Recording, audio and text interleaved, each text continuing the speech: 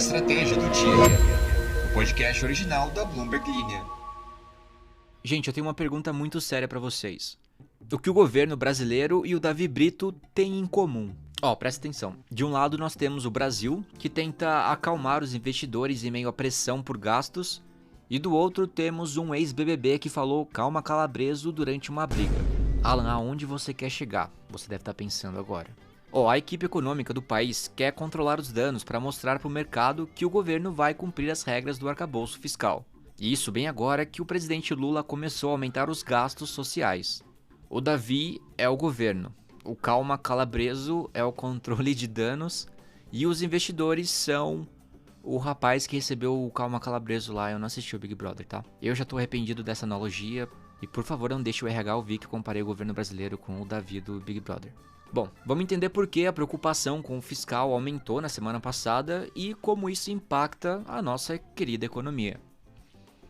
E também vamos falar sobre como a Alemanha planeja obter 80% de sua energia de fontes, olha só, renováveis. Bom, mas antes eu queria agradecer a todos que mandaram mensagem aqui no episódio de ontem. No final eu vou ler alguns e eu não me apresentei ainda, né? Eu sou o Alan Blanco e você me encontra nas redes como Alan Blancos. Alan com L só, Blanco e o S no final, Alan Blancos. Bom, vamos começar falando da história da Alemanha. Aliás, porque ninguém nunca me avisou que é tão difícil aprender alemão. Eu já estou há alguns meses estudando por aplicativo e eu achei que eu estava quase fluente já, até que eu resolvi comprar uma fita de Game Boy do Pokémon que eu achei em alemão. Aí eu paguei R$180 nessa fita e não entendi nada do jogo, nada. Se algum ouvinte por acaso fala alemão, por favor mande mensagens de motivação e tome cuidado antes de comprar coisas que você não sabe ler. Tudo o que eu podia fazer, eu fiz. Se você conversar com executivos do setor de energia renovável, quase todos vão reclamar da mesma coisa: do tempo necessário para obter licenças do governo para construir usinas de energia. Isso a menos que você opere na Alemanha. A Alemanha está entre os países mais afetados pela invasão da Ucrânia pela Rússia, que obrigou a nação a acabar com o uso de gás russo. Só que o país viu uma oportunidade nisso. A urgência se traduziu na construção de mais instalações de importação de gás natural liquefeito e na aceleração nas instalações de energia renovável. Na época, os projetos de energia solar e eólica em toda a Europa eram prejudicados por, olha só, burocracia. O tempo necessário para obter licenças havia dobrado desde 2017. Na Alemanha, a obtenção de aprovações para um projeto de 2022 para a instalação de 3 turbinas eólicas exigiu a entrega de 36 mil páginas de documentação impressa às autoridades. Então, pense muito bem antes de reclamar do seu TCC de novo. Desde então, a burocracia alemã foi drasticamente reduzida de acordo com entrevistas com executivos de energia renovável. Em pouco mais de 2 anos, o país implantou mais energia renovável do que qualquer outro país europeu. Tá, e como eles fizeram para desburocratizar? Com a coisa mais burocrática possível: leis.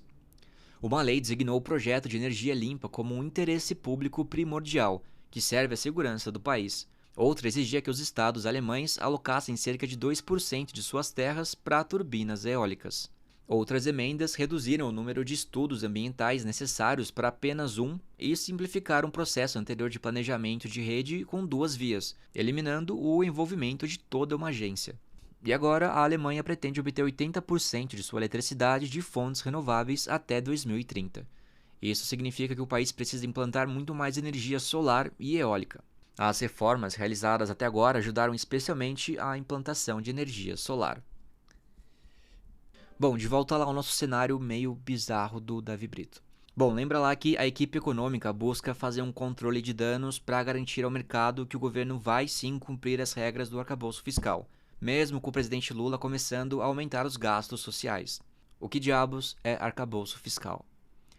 É simplesmente um conjunto de regras e parâmetros para a condução de política fiscal, ou seja, o controle dos gastos e receitas de um país.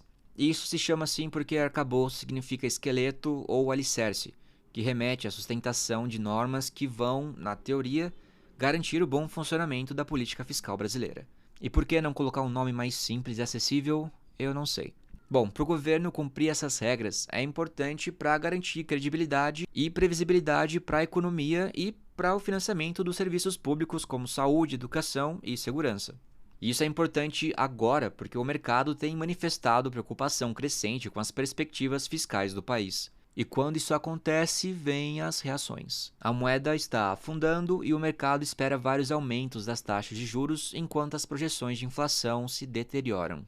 O alerta, ou gatilho, red flag, é a expressão que você quer usar, veio na semana passada depois que Lula anunciou um plano para aumentar o número de famílias beneficiadas pelo programa Vale Gás, que pode chegar a 20 milhões de famílias até 2026. O lance é que o custo do benefício aumentaria muito. Para vocês terem uma noção, de 3,4 bilhões de reais iria para 5 bilhões de reais em 2025 e atingiria 13,6 bilhões de reais em 2026.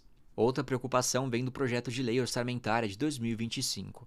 A proposta conta com 166,4 bilhões de reais em receitas adicionais para atingir a meta de déficit zero. Parte desses recursos era esperada para 2024, mas não se concretizou. A receita esperada com um plano de recuperação de dívidas tributárias no Conselho Administrativo de Recursos Fiscais, ou CARF, por exemplo, era de quase 55 bilhões de reais para 2024. E agora foi reduzida para 28,5 bilhões de reais.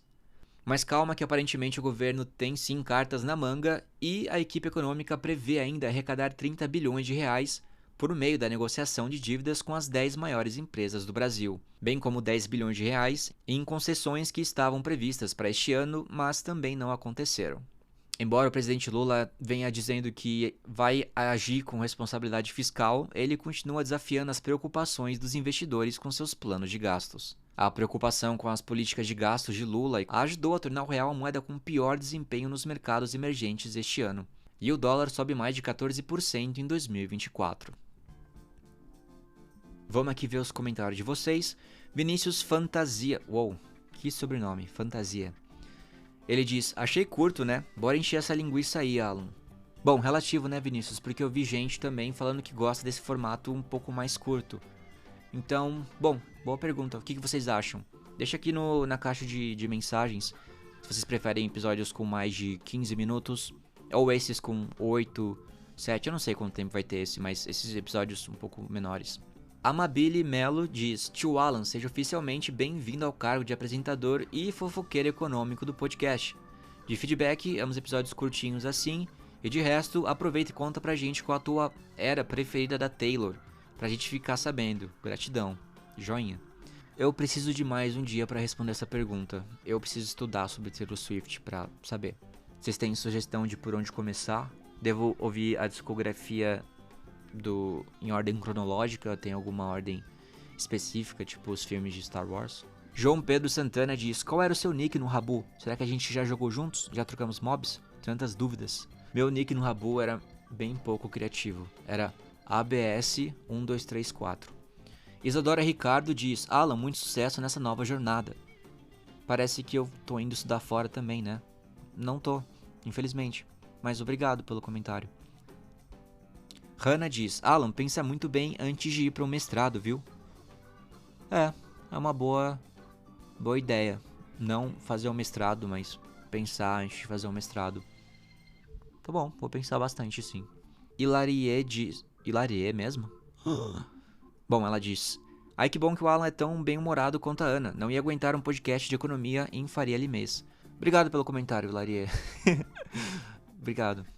E Gustavo diz, tu será sempre empolgadão assim? Meio ponto pros efeitos sonoros. Bem-vindo, guri.